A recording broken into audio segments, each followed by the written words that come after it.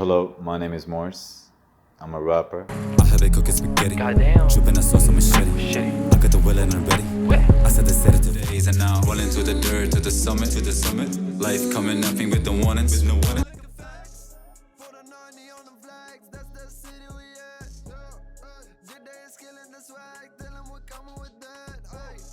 This ain't a time that I said, so just carry the flag, carry the flag.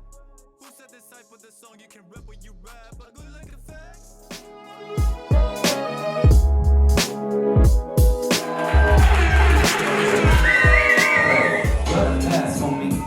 Gas for me, let me burn it down and throw it off the balcony. No more book that feeling bad for me. No more book that feeling sad for me. Part of the vision I carry. Told me some hate and I parry. Yeah, throw me some hate. Hurt the ones that I loved and know that my you will be perished. I got me a girl that I cherish. Her smile is the thing that I relish. You get on my back and be careless, and we could just fly up to the heaven and know that I'm your man. I just hope you understand. I just roll me down a plant from the puddle to the sand. Got me a beautiful girl that I'm ready to marry and start up a family with. Got us a couple of. As for my family, my dad is originally from the region that is now India, because back a couple of years ago, these three nations, Pakistan, India, and Bangladesh, were one nation under the British government.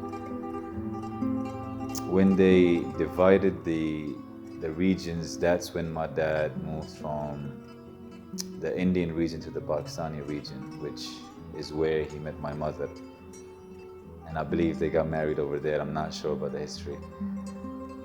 And then shortly after that, he moved to Saudi, where me and all of my siblings were born. We're 6, and I believe 3 of us were born in Mecca and 3 of us were born in Jeddah. So in a way, you can say, نحن أهل البلد. I always had a hard time with education. So basically, I was a high school dropout. I dropped out right after 9th grade, which is, I think, Ula, before Sanawi. And then I completed the high school privately till A levels. I did the GCE board, the curriculum. I was Pakistani in Saudi Arabia, so there were not scholarship programs for me or the government funding for me. And Pakistan itself, the country, did not have a lot of utilities for people living in Saudi. So it did not happen. So a couple of years were wasted in me just waiting for an opportunity or someone to give me an opportunity to study. After that, I just got frustrated, and I was like, man, I need to get on my own feet and figure this thing out. Because everybody around me was studying, and they already had completed half or more than half their bachelor's, and I was still not even started. So when I started to actually practically earn and start doing jobs, I think at that point there was subconsciously maybe something was being molded inside me, which was, what is the objective of Morse, in this world? What am I to do over here? What do I love to do? So when I started off in the fitness industry. I was a sales representative. I worked as a salesman, because that's the job you get when you don't have any academic background. The first thing you get is sales, if you have no majors or no bachelors. So I started in that. The more time I spent in the corporate world, I understood and started to realize that is not something for me. So at that point, I think because I was young, so I started to develop hatred for this mentality, which is, if somebody doesn't have a college degree or a high school education, then they are probably doomed, or they cannot be one with society, or even one with family. When you talk about families and uncles and aunts and all that, I started to develop hatred for it.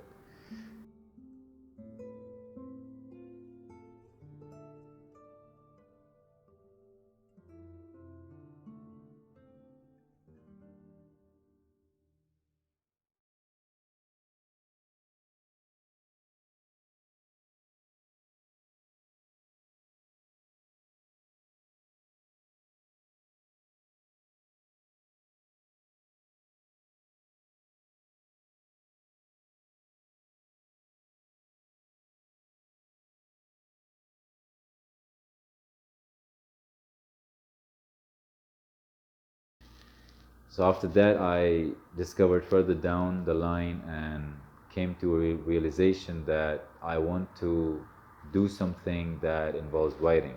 Because Ala Fikra didn't say it, forgot to mention, I was always into writing since a young age, like poetry and similar things. So I was like, what art form can associate writing into it? So I had a colleague, he was Californian in the gym I was working.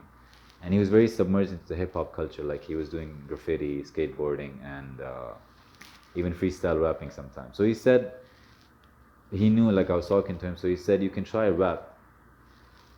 Wallahi, at that point, like till that point, man, I despised rapping because back in high school, I remember when people were listening to 50 Cent and Eminem, I hated that type of music because I felt kids are just listening to that to seem cooler. But to me, it sounded so stupid, like stupid as hell, man.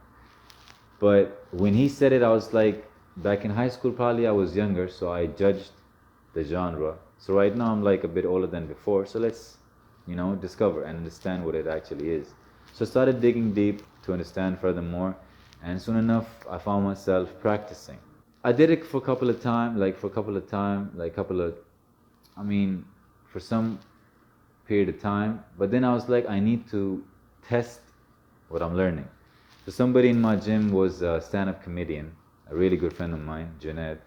He told me to go to a comedy club, did the comedy club. Yasser Bakr, as we all know it. So I was like, I'm gonna go there. So I went for auditions. Mind you not, at that point, 2014 or 13, there was no platform, not even a stage in Saudi. The only stage you can find is at the comedy club. So I went there. After like doing a couple auditions as comedy, I switched to rap and I was like, let me try to do rap. I remember I had this realization that I'm never going to be accepted for the show because of certain reasons. So then I switched the motive. I made it mostly about me overcoming my stage fright because I was an extreme introvert since a very young age. So standing in on a stage where you have people as a crowd that are there to audition, so they're only like caring about their own audition, like they are not at all involved in what you're doing. Like you on stage don't exist to them, so there's no reaction at all. So it's a hard stage experience for me. Like I would say, right now at this point, it was the best for me to have because my stage fright completely or almost got eliminated because of the comedy club and their auditions. So I did that till a point I felt like I'm getting better and confident. I moved out of there. And then 2019 came, Manassa happened, and I was like, yo, I want to do an event. And how can I do an event with you guys? They were like, it's better if you have a group. So I'm like, let's, shine a beacon and let's see who can come through. And a lot of people came through. And next thing you know, we have XDrop. And 2019 and 2020, we did like a lot of events, I think 10 or 11 events, and people started liking.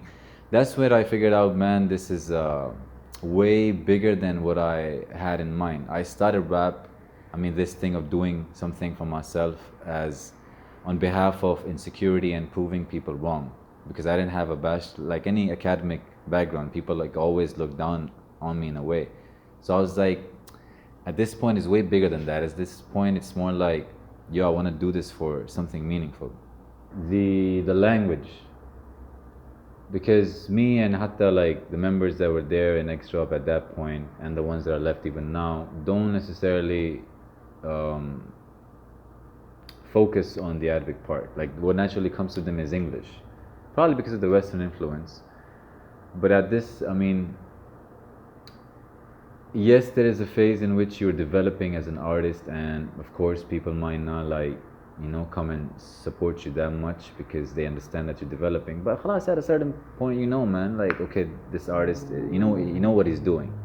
He's got his craft to discover. He knows what he sounds like. He knows what's the sound he wants to give. What's his strong cards. Like, khalas, I think, as for me as an artist, I am at that stage where I know as a musician what are my strong suits. Of course, there's a lot of room for improvement, and there will always be. But at this point, I know. But if there's still no support, then I was like trying to understand instead of taking it, like, man, like, ala shak, like, like, if you don't support me, like, get out of here. Nah, I was like, why are they not supporting us? What could be the reason? Is it that I'm too bad? Or is it because I don't have what it takes. But based on the events that we did and the music that we put out, to the ones that listened, they liked it and they appreciated the music and even the live performances. So it was an indication that, okay, what we are doing is likable. But why is it not getting supported? It's probably because of the Arabic language.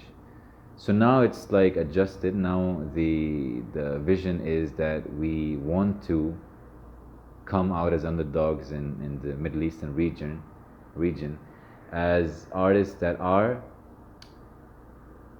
international oriented, but they do have the essence of the Middle Eastern culture as well, which is the language. That is one of the biggest obstacles that we faced and are still facing. But خلاص على الطريق, man, it's coming. Like a lot of Arabic music and songs and lyrics, حتى by me, man. I'm the only Pakistani in the whole group. And I'm like bringing a lot of Arabic your way. So, stay tuned for that.